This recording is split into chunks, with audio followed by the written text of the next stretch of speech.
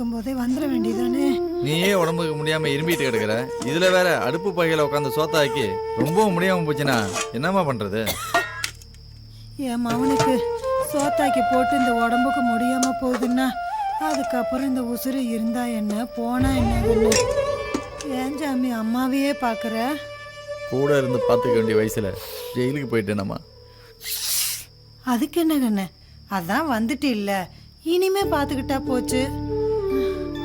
மனசை போட்டு குழப்பிக்காம சாப்பிடு.